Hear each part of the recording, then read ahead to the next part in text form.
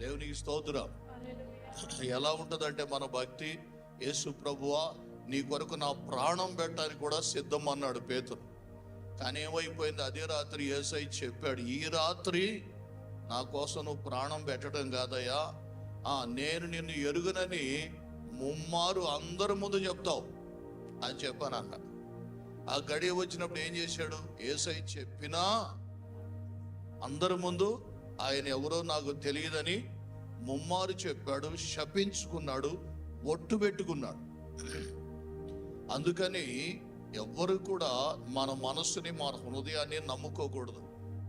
దేవుడు ఏం చెప్పాడో అది చేస్తానని ముందే తీర్మానం చేసుకోవాలి, నిర్ణయం తీసుకోవాలి.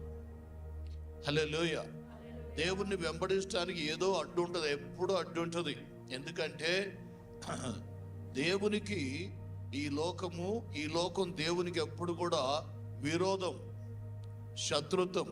యాకోబు పత్రికలో ఏముందంటే, ఎవడైతే ఈ లోకముతో స్నేహము చేయగోరునో వాడు దేవునికి విరోధి అని ఉంది. ఎందుకంటే ఈ లోకములో ఎంత చేసినా అవి మరణం దగ్గరికి తీసుకెళ్తున్నాయి. ఈ లోకంలో ఎంత చేసినా మరణం దగ్గరికి తీసుకెళ్తున్నాయి. నువ్వెంత సంపాదించినా నువ్వు రిక్తునుగానే వెళ్ళిపోవాలి. ఎవరెవరి కొరకో నీ ప్రాణం పెడతావు, కానీ వారు నీ సమాధి వద్దకే రాగలరు. కానీ తరువాత నీతో వచ్చేవాడు, తరువాత నీతో ఉండేవాడు, యుగయుగాలు నీతో ఉండేవాడు ప్రభు అయిన దేవుడు. దేవునికి స్తోత్రం.